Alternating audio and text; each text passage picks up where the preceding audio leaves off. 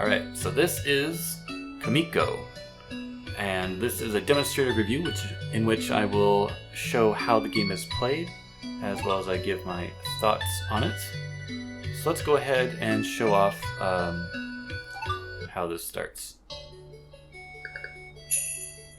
So, what we have here is you actually have three different characters you can play as.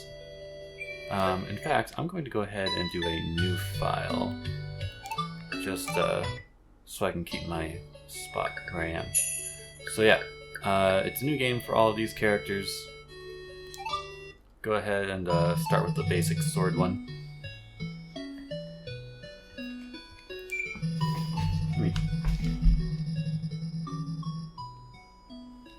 Turn down the volume a little bit. Alright, got the volume down a little bit. Alright, so it's just some random story about how you're a chosen person to save the world, basically. This guy's telling you what it is. And based on what character you choose, you're going to have a different weapon.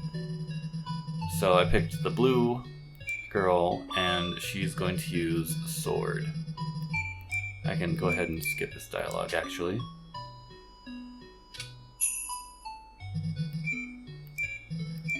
So you are to become the Kamiko who will vanquish the demons and release the seal on the gate between worlds.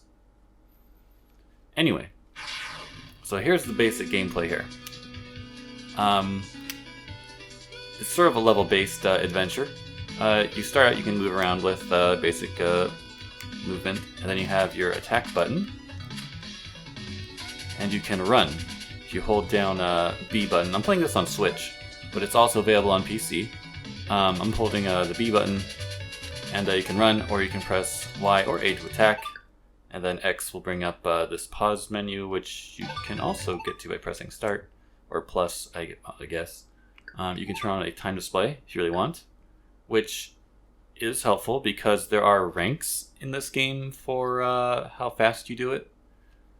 You can turn on and off the screen shake or quake effect. But yeah, let's go like this.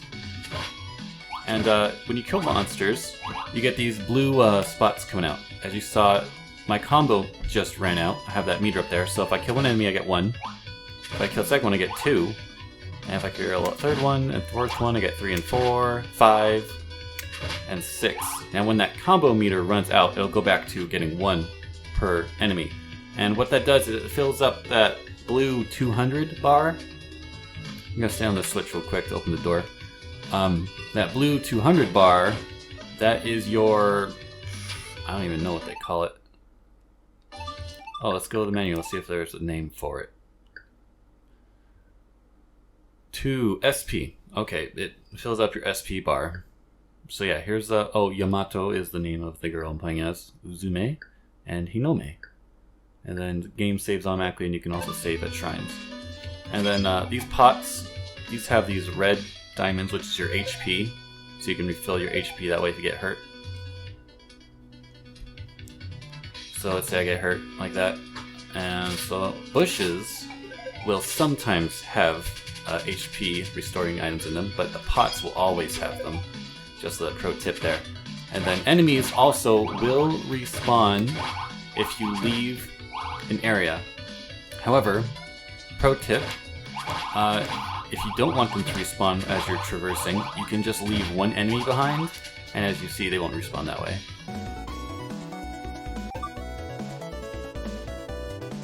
So your SP is going to be used for, well, if you hold down the attack button, you can use a special attack, which will take 50 SP away, but you know, you can kill enemies with it to get some back and keep your combo going.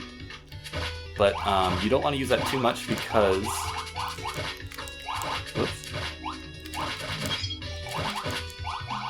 Because when you get to these shrines, you need 100 of it to activate the shrine. And then in each area, or dungeon, whatever you want to call it, there's 4 of them, and you saw just one light up right there. And then as you see, enemies will respawn. And then here is a treasure chest, but you have to have 50 SP to open, and inside of the key, and you can drop it, you know. But, and then when you want to go back to reopen it, it won't cost you the 50 again. Just a one-time payment.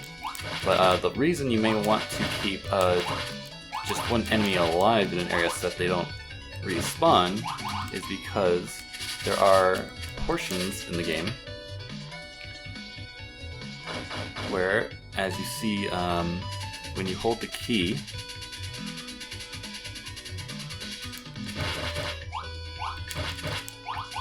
when you're holding the key, you can't attack. So you have to be able to walk through an area without bumping into an enemy, otherwise you drop the key. You gotta go back.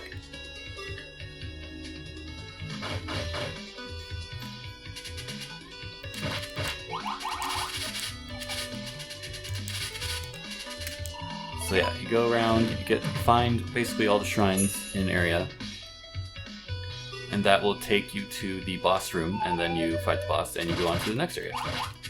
And there are about 4 areas, I think, in the game. So, if you get really good, and the reason why there's an option to have a timer display, is you could beat each area in rough. If you're really fast, you could beat it in like 20 minutes each. Okay, so that blue block I just got increases my max SP. And so the game, in theory, can be beaten, you know, in about 20 to 30 minutes if you're fast and you know what you're doing. Other than that, it'll probably take you about an hour per playthrough per character. Whoops. Right, so carrying another orb, and it can't attack enemies, so gotta place this here. If I get the second one, it'll open up that door. Of course, you can press the attack button 3 times to get a triple attack. These blocks can be pushed only in one direction, so you just approach it from the right direction and you can push it. I did not have enough SP, I need 8 more SP, so let's kill some enemies.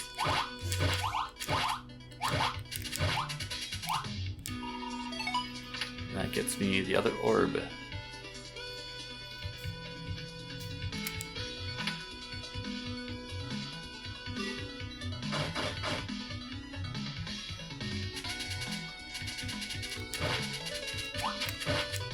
So if you want to keep your SP up high, you gotta keep that combo meter going.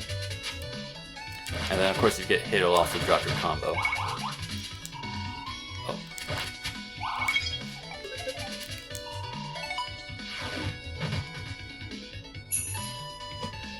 And then you gotta use your special moves sparingly. Move where you charge up by holding the attack button. Because you don't want to use up too much SP, because if you don't have SP for all the shrines, then you know it's going to slow you down, because you got to go off and kill some enemies separately.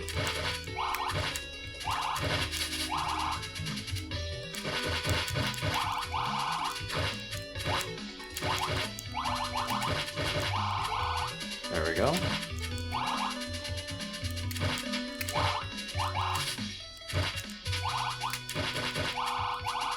And there's also secret areas. Commonly if you see like a hole in the brush, you can go through there. That is a max HP increase.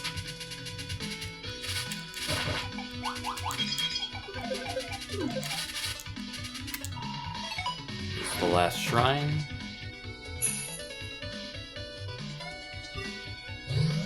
And that will take you to the boss.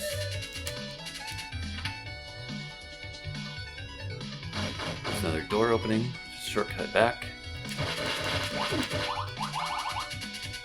So you go in here and get to fight the first boss.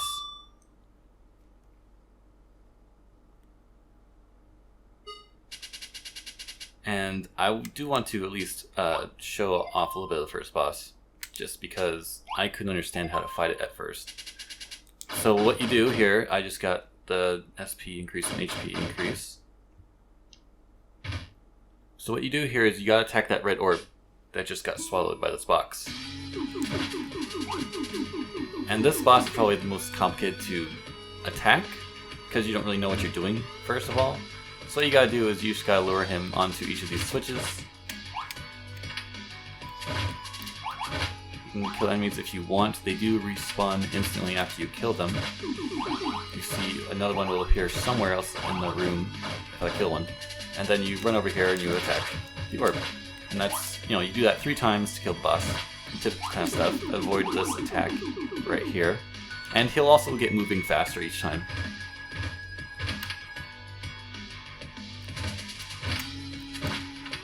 Clear out some enemies. Alright, you don't have to stand exactly on the switch. He just has to land on the area, pretty much. There's the island, or the orb.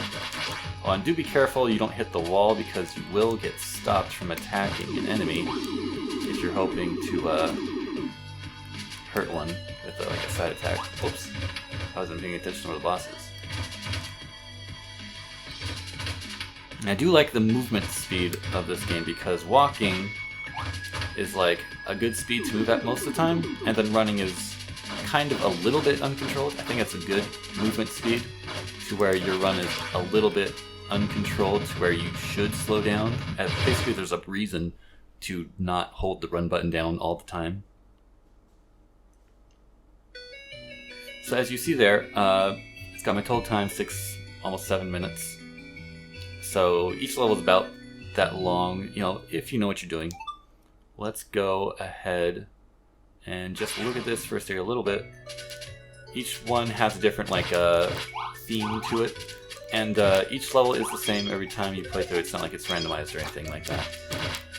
But that's all good stuff you can plan for. This is kind of like a city, sunken city theme. And there's also like different enemies for each area, so you can learn those things. But it is the same concept of you've got the 4 shrines to go around and find, and then you find all 4 and it'll unlock the spot to go to the boss. So let's go ahead and jump back out to the title. And let's look at the other options here. So the other characters you can play as you see, let's go with the menu here, records. So the first time I played it, you can see that's my 2nd place trophy under Yamato. The silver trophy, the 52 minutes, that's how long it took me to beat it the very first time I played it. And then I've just gotten faster every time going through. Basically you do get a gold for beating it in under 30 minutes. It's only for this record screen, it's not really for anything. I don't know if there are any Steam achievements because I don't have this on Steam while playing it on Switch. So I'm pretty sure there probably are, but I'm not going to be concerned about those. The secrets, as you see at the bottom of the screen there, those 4 items are... There's one in each different area, each level, and getting all 4 of those unlocks on the title screen the sounds option, which is basically just a music player for the game. And then typical options, you got your sound effects, music switch, you control what buttons will let you dash, and then you can choose the different languages there. I'll also just go ahead and hit new game on these. So yeah, when you beat the game, it does save like at the end of the game basically, so there's that. You can skip this dialogue pretty easily. So this one uses a bow and arrow.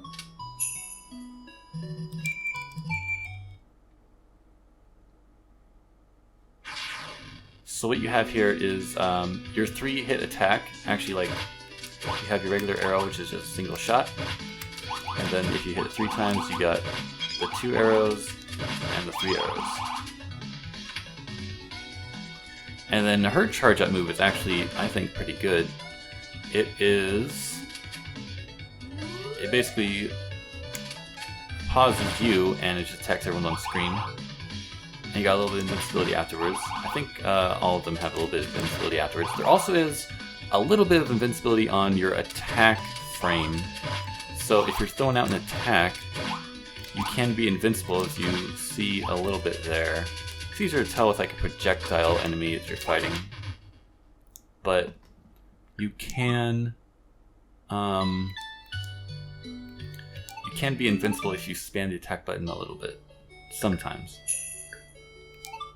And then the third character here, as we show real quick, uses a short sword, a boomerang, and a shield. So really well, I guess it's not really, maybe the shield is this boomerang thing. So actually it's just like a short sword and this boomerang item. So if you attack when you don't have the boomerang, then you'll use your short sword. But if you have the boomerang thing, then you throw that instead.